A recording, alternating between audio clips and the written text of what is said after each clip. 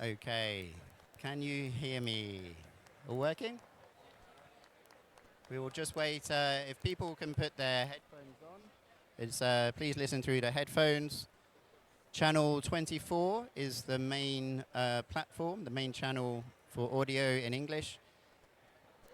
Channel 22 is Español. 22. Okay, we'll get started. I'll just check. Everyone ready at the back? Anyone else needs headphones? Excellent. I think we have enough headphones. Good afternoon. Thank you for staying until the end of the day for this event on the topic of how climate councils bridge science and policy to implement NDCs and NAPs. My name's Ben Rhodes, and I head up the Secretariat for the International Climate Councils Network, the ICCN. The network is a network of global, national and subnational climate advisors to government who all have an official mandate to advise government in their jurisdiction. They're all kind of ground their advice in the latest science, and we have a range of members from all over the world, from Asia, Pacific, Africa, Europe, and the Americas. We now have 28 members from around the world, and we've recently grown in the last week. We were delighted to welcome the Brazilian Scientific Advisory Chamber, who joined very recently, and also the Vanuatu National Advisory Board as well, along with our first two subnational members, New South Wales Commission from Australia and the Maryland Commission from the USA. So this is a really positive development for the growth of the climate councils around the world. And this event will explore how councils, which are composed of climate scientists, support government design, implement and evaluate science-aligned NDCs and NAPs. Before we start, I just wanted to say a huge thank you to the NDC partnership. Obviously, we're being hosted in their lovely pavilion with the lovely colourful flag display. And also, I wanted to thank them for accepting us as an associate member of the NDC partnership. Our mission is to strengthen climate governance through effective climate councils. And we hope through the NDC partnership to really directly respond to government requests and support them put in place the necessary governance to deliver what's needed on the ground. It's often said in social media that content is king.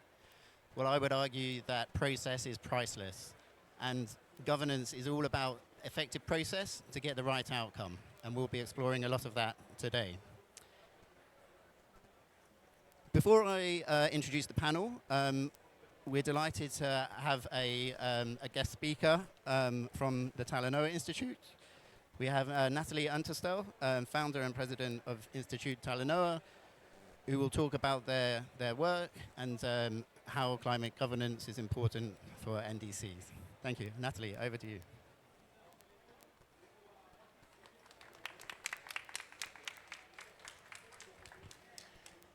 Hi, everyone. Very happy to be here with you today. And for those that don't know me, maybe I need to put my phone on. I'm the president of Talanoa. We are a climate policy think tank, and I'm also a member of the Brazilian presidency's or President Council on Economic and Social Development, which is another sort of council which has incorporated more and more the climate considerations. But what I was asked to share with you today are a few points. The first one, since we are in the NDC Partnership Pavilion, I think it's important to start with NDCs. The good news is that since the start of this COP, we've been a lot of new NDCs being submitted, finally, because we know the deadline was long ago, right? But fortunately, we have now, if I'm not mistaken, 122 NDCs, so much better than a month ago, right? And the latest being the one from Djibouti, and yesterday, from today, and yesterday we saw one from Ukraine. So even Ukraine was able to, share is NDC. And we all know, I don't have to go into it, but we all know that, well, it's good to see the numbers, right? They are improving. But we know in terms of alignment with 1.5, in terms of ambition, they're still far from what we need. But I think on the positive side, the good thing is that in this cycle of NDCs, what we saw is that the most of these NDCs, especially from developing nations, I would say, they became much more detailed, much more comprehensive, much more implementable. So in the case of Brazil, my country, what we saw was that it became encompassing of adaptation. It started to be more like an investment plan, although we're not there yet. So I think in terms of quality, this was a much better cycle, right? And this is where the climate councils and the institutional arrangements, they come in. So we know that decision-making process, when it's participatory, when it's inclusive, it has a better quality too. So it's not only because you have more people in the room, but more diversity as well, and more, in most of the cases, that also means more science into the process, right? So I think this is a reflection as well of this process. And here in Brazil, we are at the moment in this, this process where we want to implement the NDCs, and this is becoming like a very, very complex issue. First, because we are a federation, so like Australia and other countries, we have to go into the local level of governments, right?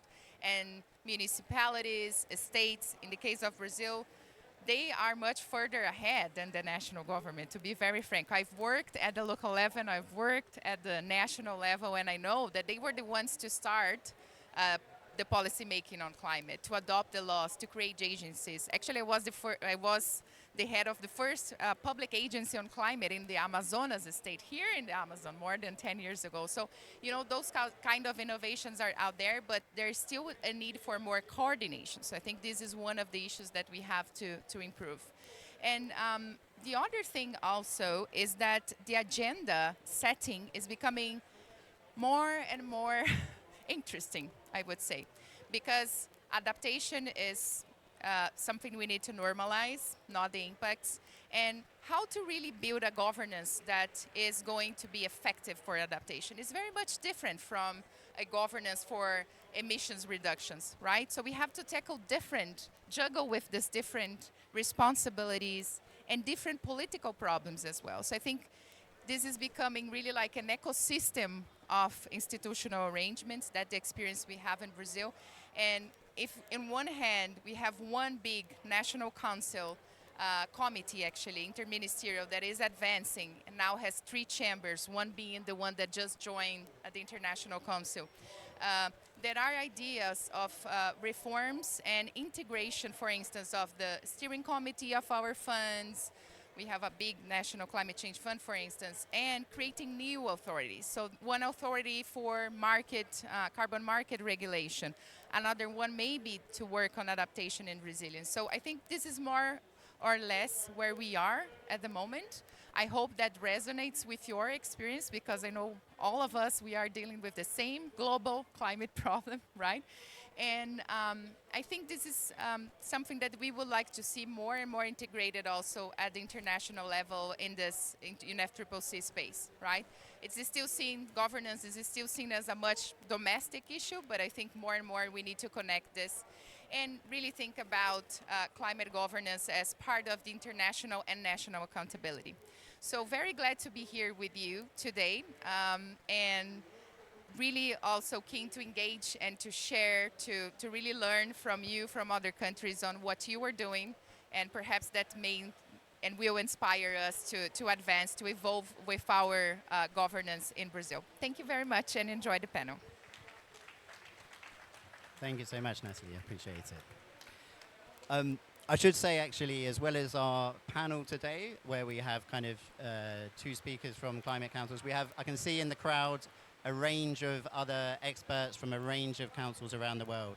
So we'll leave plenty of time for questions and answers, and very much welcome all members of the audience to ask questions, and if I've missed anything as we go, obviously our members, if you can please give your view from your own country on your advice on NDCs. So I'm delighted to welcome three expert panelists. We have Sandra Cortez, who's the chair of the Chilean Scientific Advisory Committee. We have Wei Lin Chu, who's the general manager of the Australian Climate Change Authority. And we have Amanda McKee, who's director of knowledge and learning at the NDC Partnership. Please join us.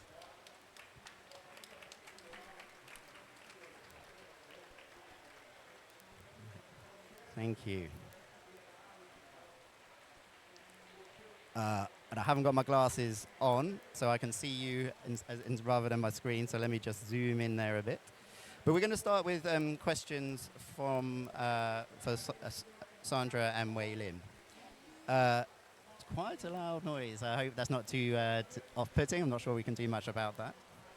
Is it rain? Yeah, okay. Is that it's fun. I'm going to ask the same question to you both, Sandra and Wei Lin, and Sandra first. But can you explain the mandate of your council and the role your council has played in the NDC development process?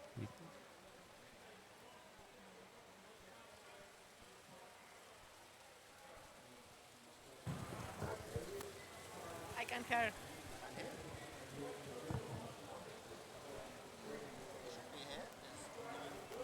That's the right channel.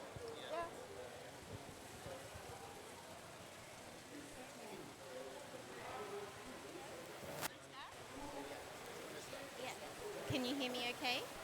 Yeah. All right. I'll start first while the tech is having an issue for Sandra.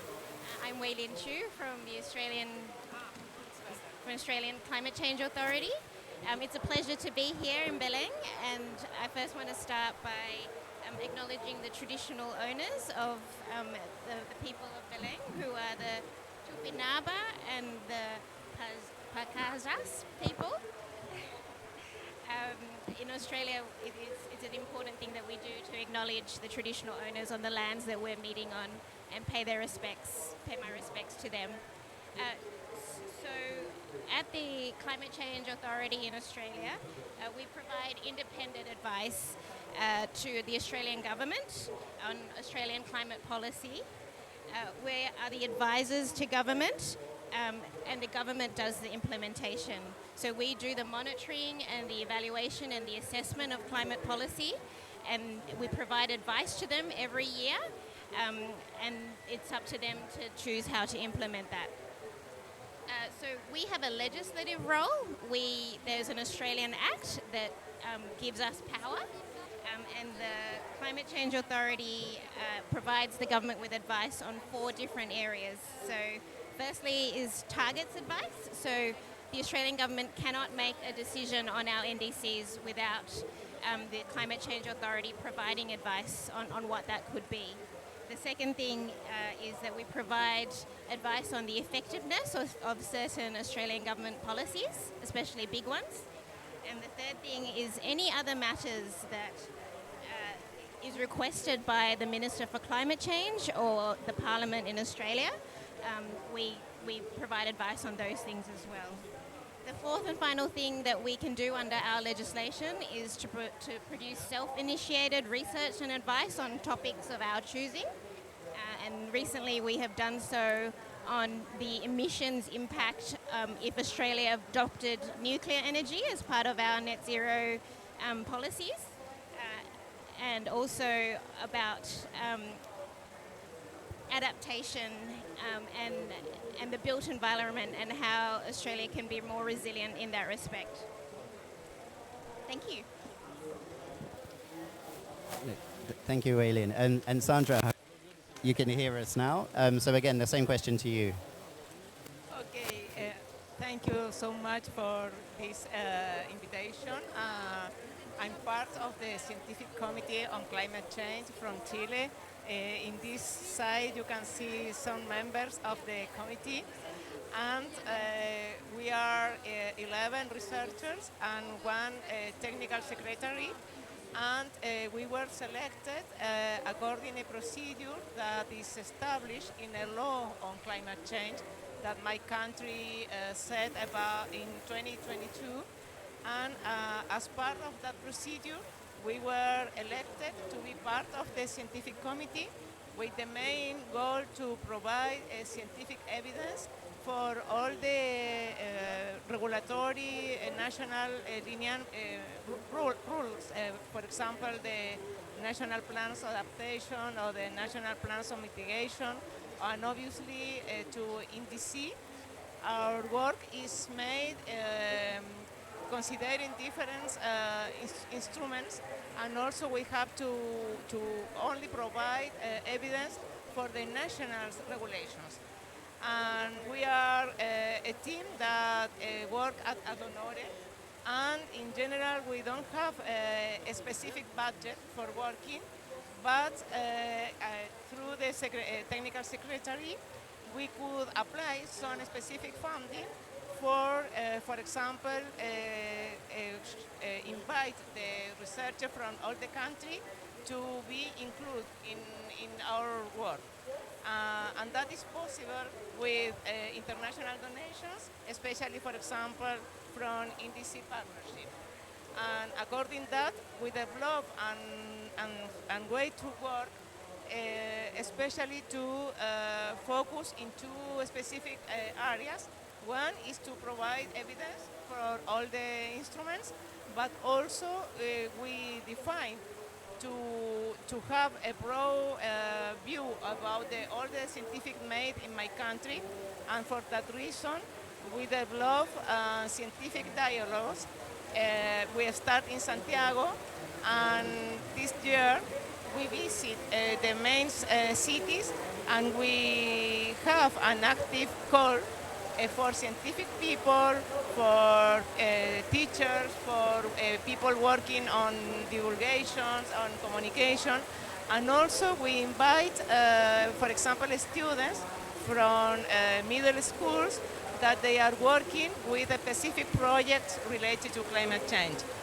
That was a very interesting initiative because we could identify a lot of research that don't finish in a specific papers, but we produce very important data.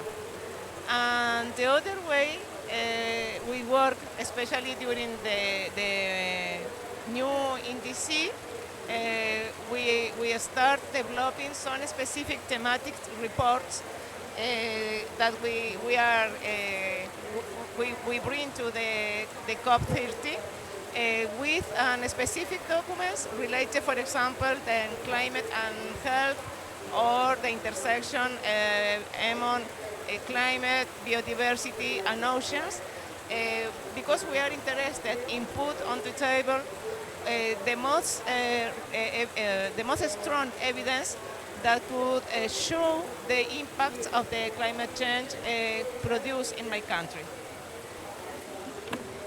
No, thank you, Sandra. And I think it's fantastic the way you've kind of reached out to all parts of society and to university students and beyond around the country. It's a really impressive stakeholder dialogue.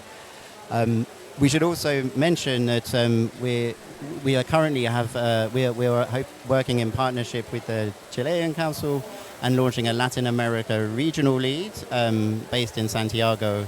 And you can find the advert on LinkedIn, and we hope that will help learn from Chile's experience to other countries in Latin America. Amanda, we've heard how the NDC partnership's already working in Chile, but for you, what do you think?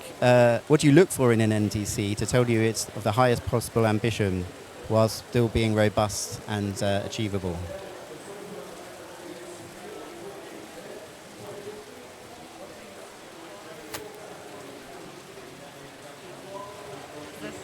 Oh, now it's working. It's good. Okay. Thanks, Ben. And it's a great question and a hard one because NDCs are nationally determined. But what I can say is we look at this from a few different perspectives. We obviously look at the ambition itself, which is the headline targets. But there's actually a lot that comes behind the ambition as well, behind those numbers. And that's a really critical part to it. And that links to the second criteria that we're looking at, which is the quality. And so the quality behind the numbers that are put together, the analysis that has gone into setting them, the timelines, whether they are achievable, whether they're realistic. A large part of that as well is then how are those targets going to be translated into implementation and investment. And so we're seeing a lot of countries coming forward with some of this actually already integrated either in the NDC document itself or as part of the process to set those targets. So looking at modeling as part of the target setting. We also see submitting costed actions. So actually thinking about what that cost is and is it something that's feasible to implement within the timeline. Detailing the investment needs. Mapping and linking to the sectoral transformations that are needed. So these are some of the elements that we look for around ambition and quality. But the third aspect, and I think this is one where climate councils also play a really important role, and we were chatting earlier, but I'm really interested to hear from the other panelists to learn a bit more about how we can leverage your expertise, but it's the process as well.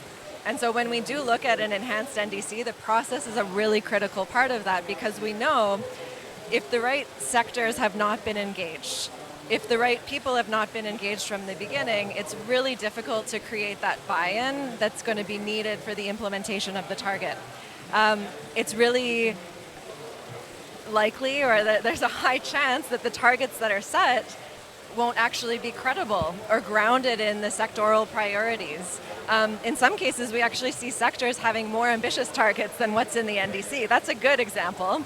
But in other cases, we see sectors being handed an NDC document and asked to implement it. And they say, that's absolutely rubbish. There's no way we could do that. So this process is a really critical element and comes hand in hand with the data, the analysis. So this, I would say, when we're looking at an ambitious NDC, these are all of the criteria that we're looking at. No, thank you. And I think I know that the process is key from, I guess, a wide range of angles, but two that have kind of come to light already. I think one is in Australia that the fact that the government can't publish the NDC until they've kind of received the advice from the council, is not possible in all countries straight away, but that is obviously a really good procedural point to make sure that follows. And I think for governments, with the ICJ ruling, that actually being able to show you have a process which follows the latest science is really important to save the kind of chance of litigation at a later date. And I know as well the stakeholder consultation part of the process is really important, and I know we have colleagues from South Africa who I hope to bring in later.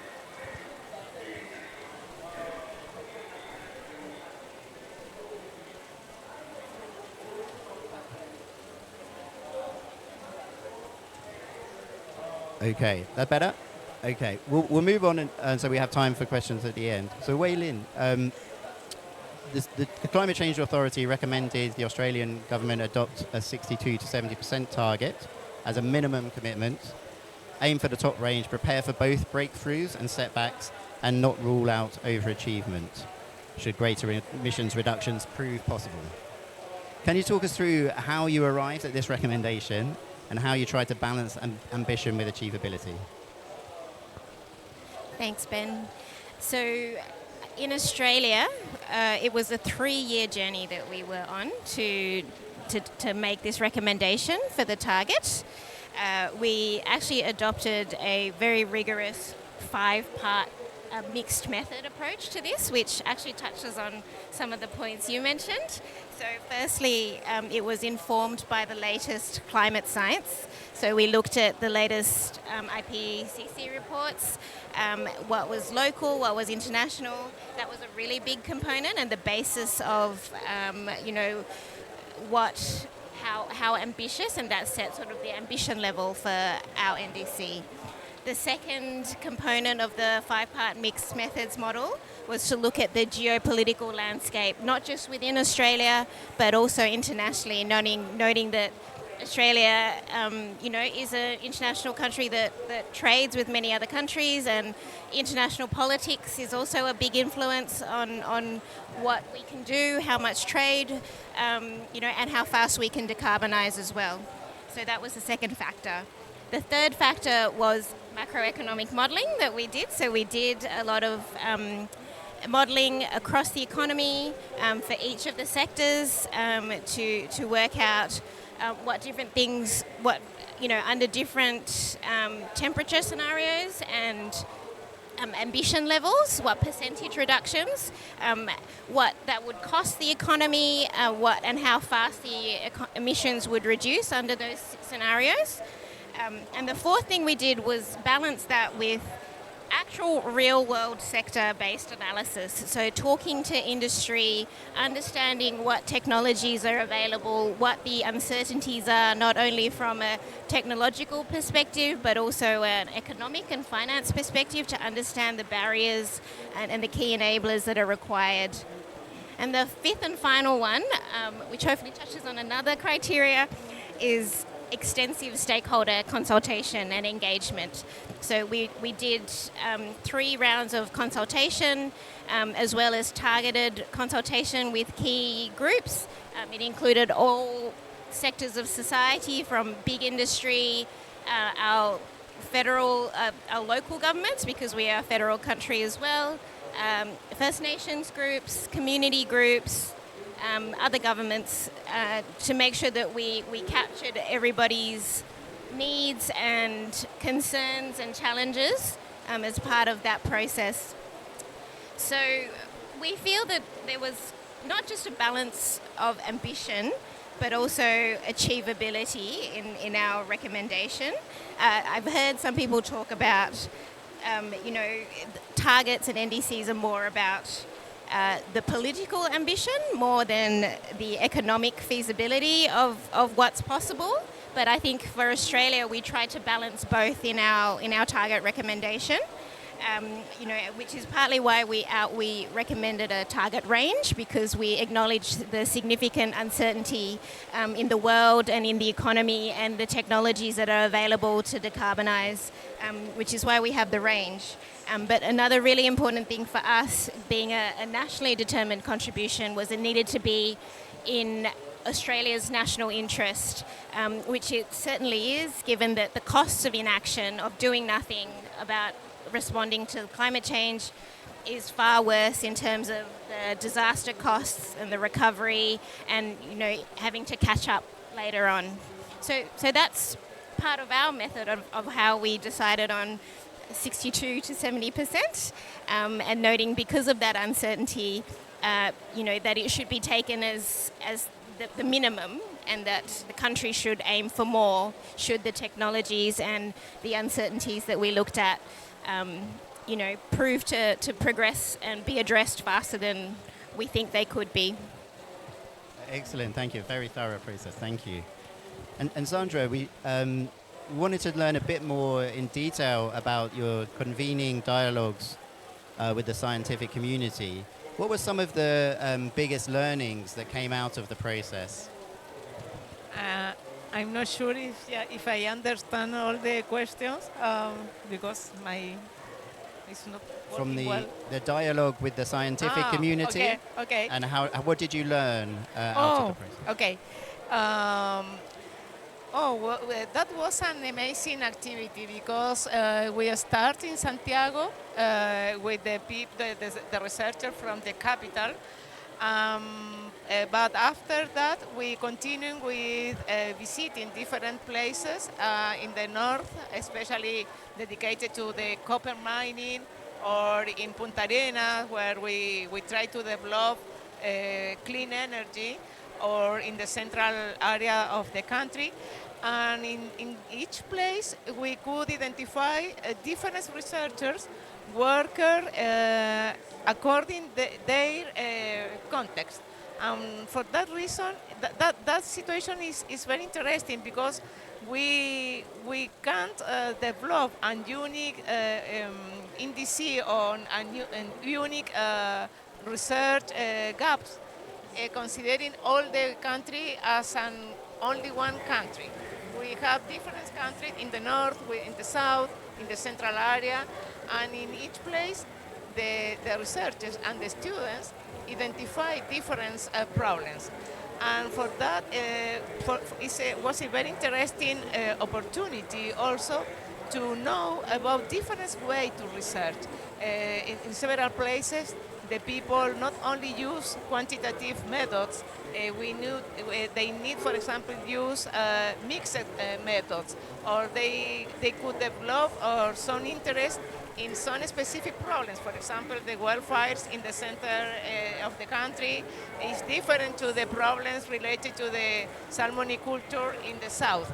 And in that context, we identify that we need to prepare specific reports for the researchers or for the stakeholders, considering the context in different places, because they also identify different impacts on health or in the communities.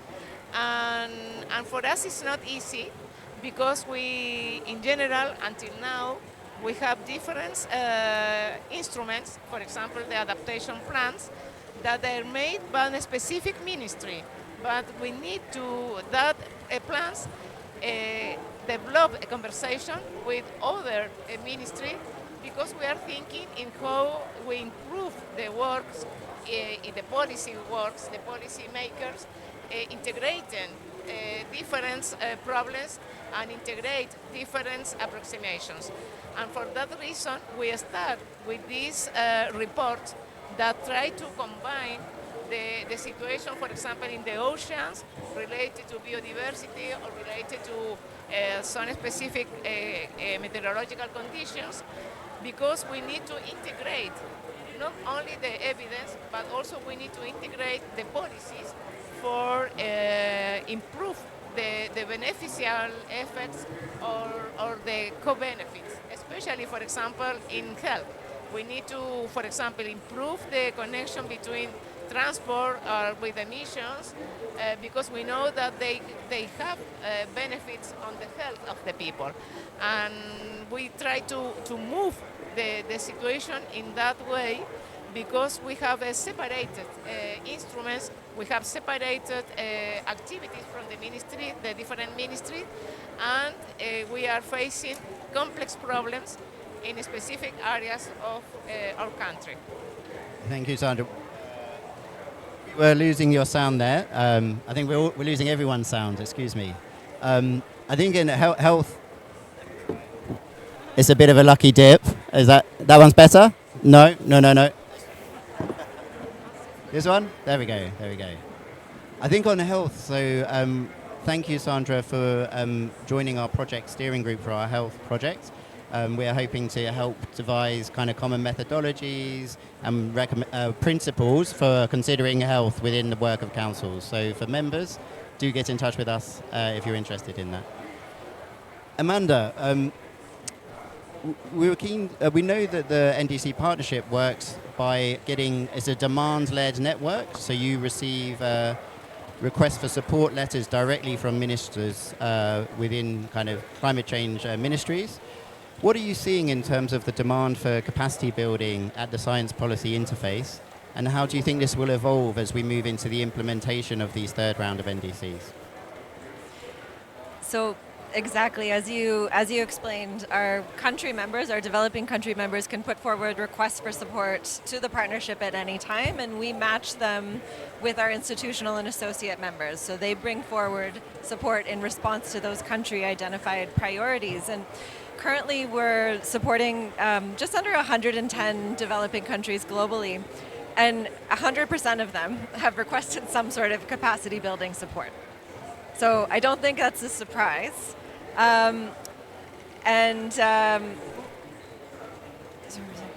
Yes, so 100% of them have requested this support. It's also a core element, though, of what we do through the partnership.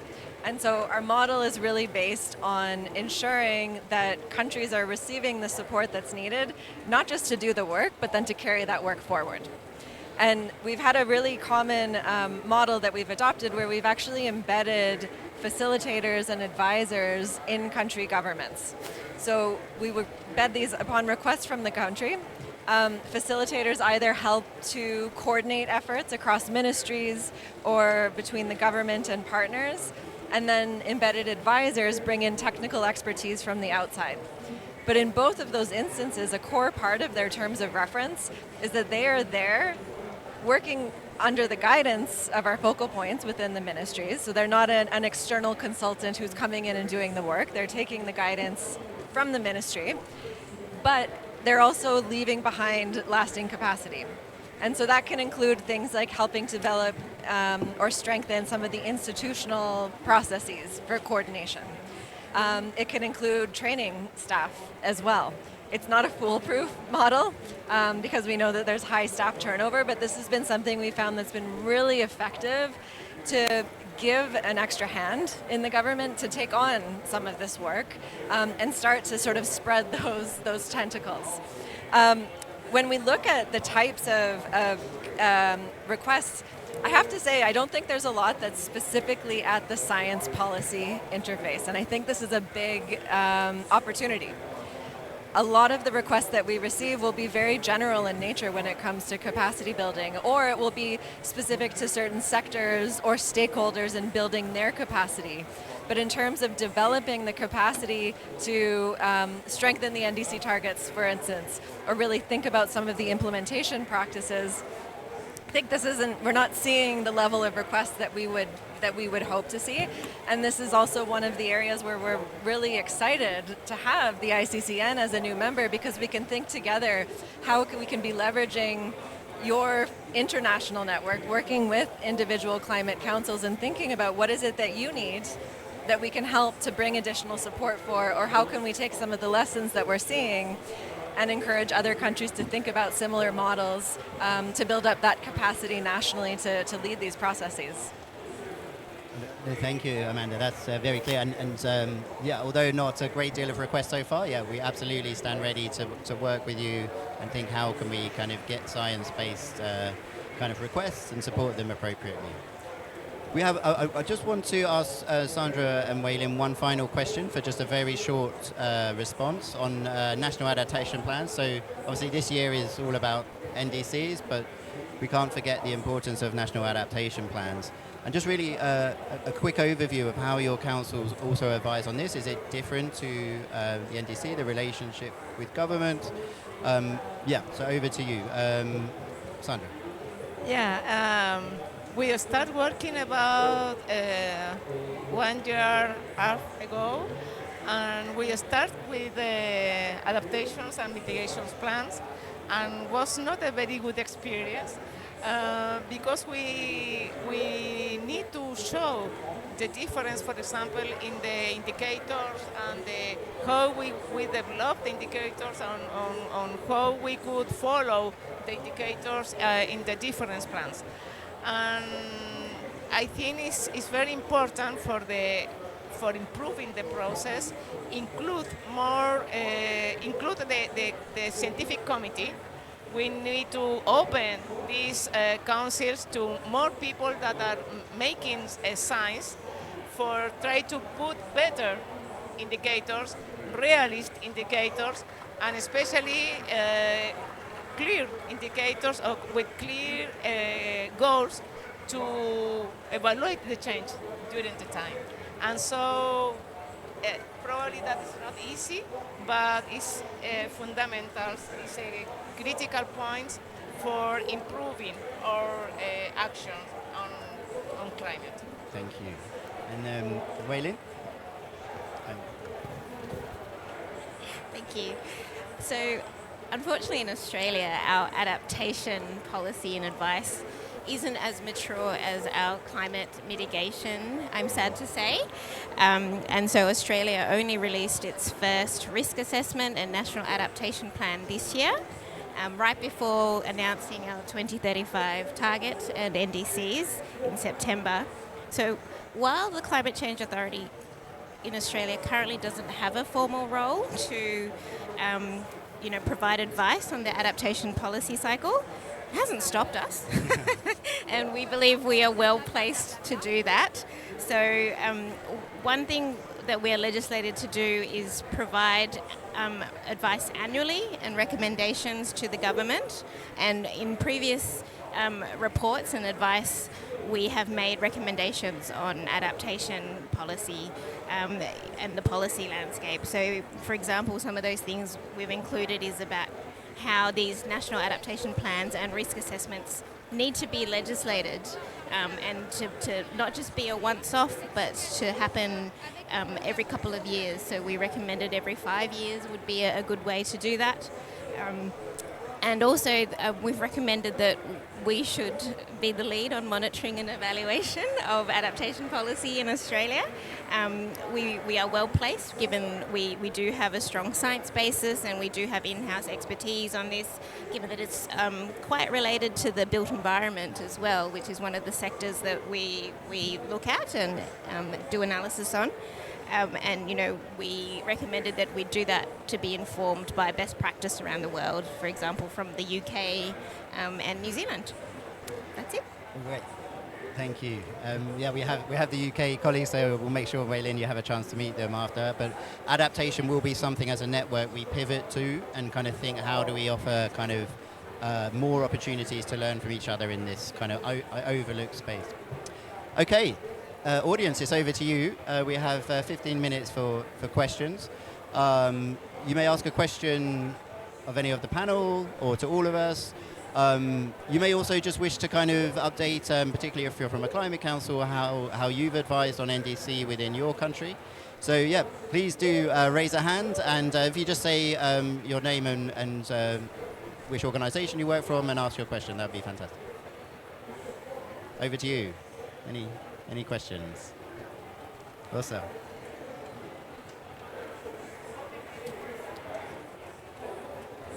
Thank you very much. Can you hear me? Yes.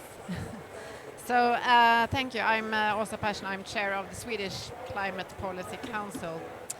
And I was wondering if the panel and also NDC partnership could comment on the role on doing progress review in actual implementation of the NDCs, how your councils do it, and if you see any best practice, because I think especially as EU member states, of course, a national council does not play a big role in advising on the EU NDC. We have a specific European level climate council doing that. But we are, of course, advising on how should we implement Sweden's part of the EU-wide targets, but very importantly, doing the progress review. Actually, I would say that's the most important role we have. So it would be interesting to hear how regular is your progress review, what have you learned, what is effective, what works for you. Thanks. I can start if that's helpful. So in Australia, we have an annual progress report, especially to do that. And although I think one area that we could improve, for example, is how we have a consistent approach to monitoring and evaluation. I think our annual progress reports on climate policy progress and if it's been effective, in previous years it's sort of taken always a different approach, but one thing I'd like to do for us is to have more of a standardized approach, have lead indicators. We know that emissions are a lag indicator.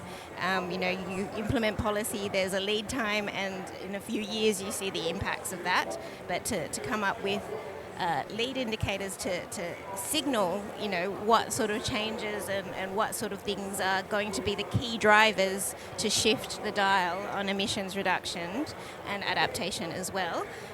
So that's where I'd like to take the Climate Change Authority in the coming year. And it's a bit of a shout out to everybody. If you have good ways of doing this, we'd love to talk to you and collaborate and learn and have internationally consistent approaches if possible. Thanks. Any Sandra or Amanda? For Chile, probably we have to work more and improve our information system, especially in the ocean, especially how we capture carbon, how we could quantify the impacts on health, for example, because we don't have enough information especially for communication. And in general, I think we need to give more power to the researchers, and especially to show the evidence that we have now. But also it's important to develop capacity for produce better research, and especially better options for communicate at the different levels at the society. It's my opinion. Thank you. Amanda. Yeah, so I'm actually, this is a great question, and I'm like hearing these examples because I don't know that we have best practices that we're aware of. And in fact, I think especially among our developing country members, it's an area that they struggle with. And we saw this time around with the NDC. Hopefully you can hear okay, I'm hearing a lot of feedback. But we saw this time around with the NDC, there was a huge delay in starting the NDC process because a lot of countries wanted to take the time and do a stock take of what had happened, and it was almost like starting from scratch. A lot of them didn't have the systems in place to really understand, or the indicators to understand where things had been effective, where they had worked, what they could build off of. And so I think it's an interesting area for us to think about as well. You know, leading up to 2030, what can we be doing through climate councils to help countries to be able to set more ambitious targets in the next round, really building off of what's coming? So I like your question, and maybe we can follow up afterwards. And I think also as well, I know you queried before the role of councils in biennial transparency reports within the UNFCCC process. And I don't think many or any to have any role in this, this kind of government-led, and actually that is a bit of a disconnect. You know, we should be kind of thinking about how could we change that and look at ways, even if it's informally, to kind of join up the kind of NDC advice with actually then the kind of the BTR process. Dumisani, I see your hand.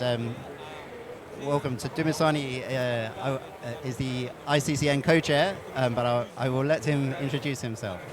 Thank you very much, and good afternoon, everyone. Dumisani Malo from the Presidential Climate Commission in South Africa. Thank you very much for the lessons and the sharing of experiences from the panel. I just wanted to check, I mean, Ben, you touched on it briefly regarding the recent ICJ ruling. And I think one of the panel members also spoke about it from, you know, the sectoral buy-in vis-a-vis, you know, the outputs of the NDCs given to sectors. Generally, from the council or within the network members of the ICCN, how can we improve government, you know, either acknowledgement if it's not happening, or even consideration of the advice, especially from an NDC point of view that comes from climate councils to the various governments, whether, you know, be it scientific or, if you like, you know, broadly societal input into the NDC processes. Thank you.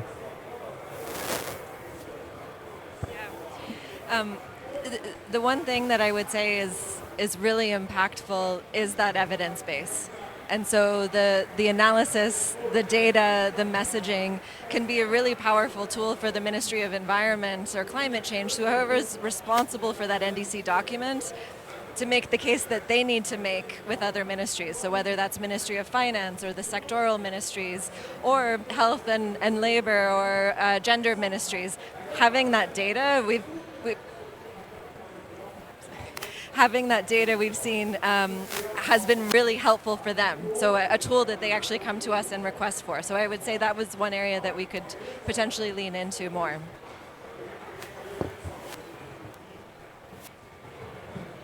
I think from the Australian experience, in addition to that, one other thing that I think makes a compelling case for climate action and NDCs is also the economic benefits and why it makes business sense and why it is in a country's interest from a prosperity point of view and a resilience point of view as well is really critical. I think a lot of times people think climate action is just for the greenies or, progressive left, and it shouldn't be, it's not a thing that should be taken seriously. But I think if you can make the case that it is an economic benefit and it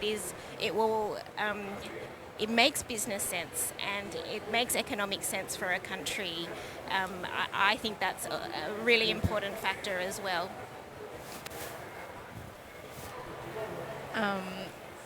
In our Chilean experience, we discussed some days ago, for example, the example related with the electric buses.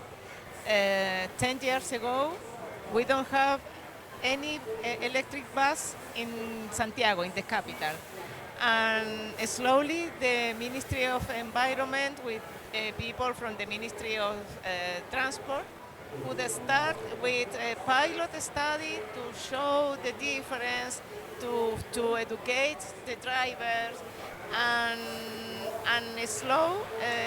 the number of the buses working with electricity was increased slowly, and now we have at least in Santiago we have a majority of buses, electric buses.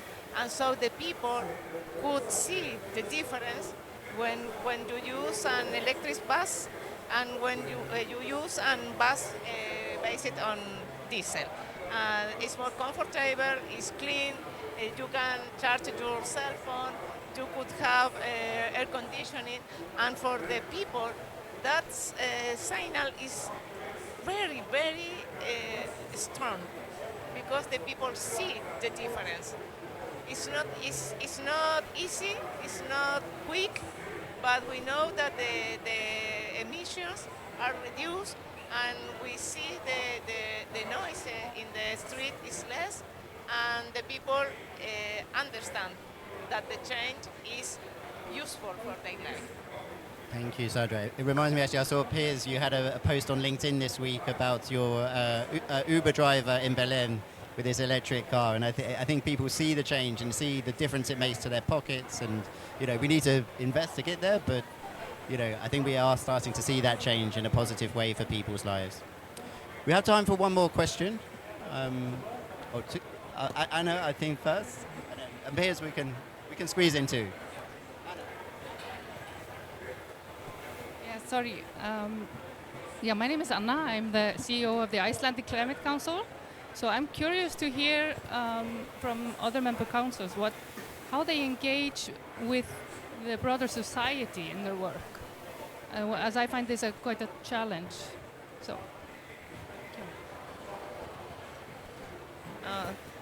thank you. It's not easy questions because in my country we are volunteers. We work ad honorem. We don't have a specific budget, and so it's not easy to amplify our work. It's not easy to cover the media with showing our work, but we try to use the platform from the universities where we are from, and we try to use different options, for example, from the Ministry of Science, but I think we have a lot to learn how we could open our activities and how we could use more public spaces. I don't have the answer, but I identify we have to work on that issue. Yeah, really good question. In the Australian Climate Change Authority, we recently, 12 months ago, got a new chairman, and who's an ex-politician. And since he's become our chair, we have expanded our public communications function big time. So before we just spoke to government, but now we have a whole big function to do media events, speeches, write articles in the newspaper. We have a team that does our social media as well, to not just reach a government audience, but the broader society. So, you know, anybody on LinkedIn, Instagram, Facebook, we have a social media presence there, because we recognize the importance of shaping the discourse in the country, and you know, being part of that discourse rather than letting other people shape it. So we think that's a really important thing. I welcome that change personally. I think it's been a very positive change. So yeah, those are some ways that we engage publicly, and whenever we have a legislative review, we are also obliged to do public consultation. That's part of our legislative requirement as well. Thank you, Aileen. Piers, we have time for one final question. Yeah, good afternoon, everyone. I'm Piers Forster from the UK Climate Change Committee. I think my question is, so let's say you could go and get one piece of evidence to convince countries to set an ambitious NDC target, which bit of evidence would you choose?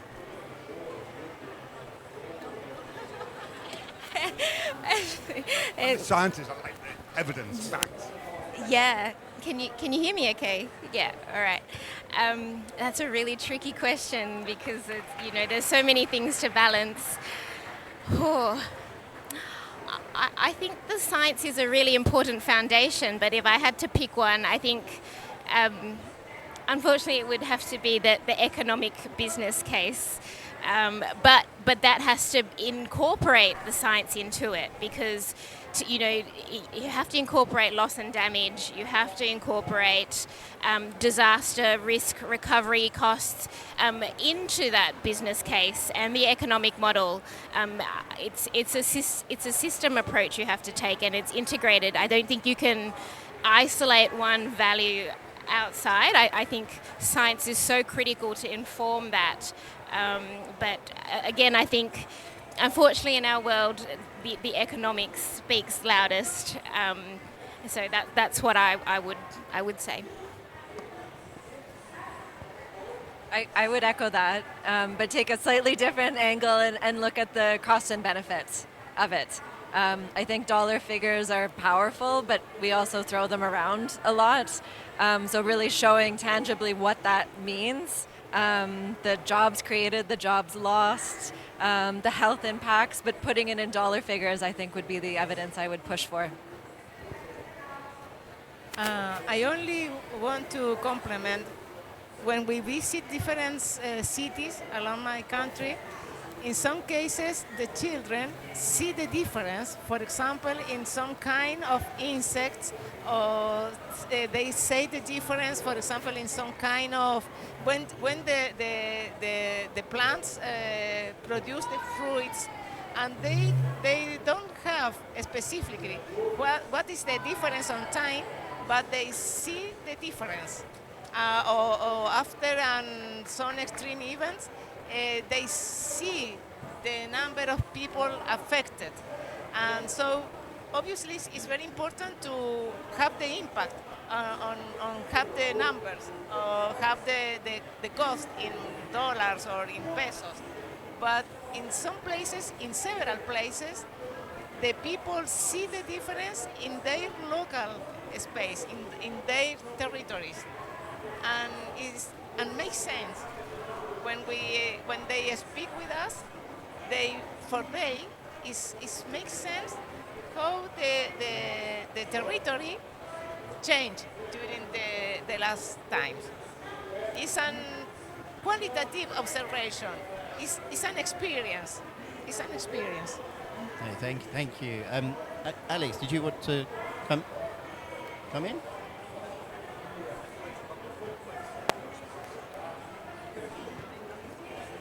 Hello. I apologize. I am Alex Yeah, I don't know what is going on with the microphone. So I am Alex Olo, member of the Scientific Committee of the Climate Change. I'm member of the IPCC, the next IPCC report, working in the Working Group 3 on the mitigation. Your question is a very tricky question because I would like to say that the NDC, the role of the NDC is the commitment of the country for the next decade, okay? So the question for the policymaker is, okay, what kind of policy we need to deploy for the next decade in order to achieve that kind of goals.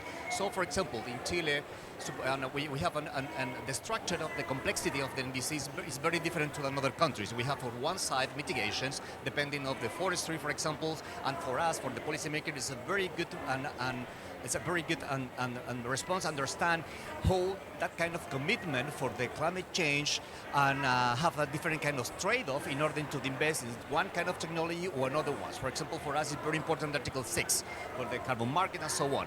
But maybe for leaders it could be different because they don't have forestry, they don't have another kind of the landscapes. So that is a very tricky question in thinking into the next IPCC report, because for the NDC is trying to show the specific complexity in any countries. My response is, the science need to provide the local evidence in order to reduce the gaps between the global goals and the local goals for the adaptation pathways and mitigation pathways in order to understand the trade-off between both. Because the trade-off is involving that kind of differential costs and differential outcomes and differential impacts into the society. So your question is a very good question, but it's a very tricky question. Thank you, Alex. We're out of time, I'm afraid, and I don't want to keep you from finding a big bucket of ice to kind of put your head into, and also want to give your ears a rest from the kind of the feedback, and hopefully the rain stopped at least, so you can get home. Right. It's been a wonderful panel. Thank you, panelists. Really appreciate your time. Thank you, everyone. We'll stay in touch.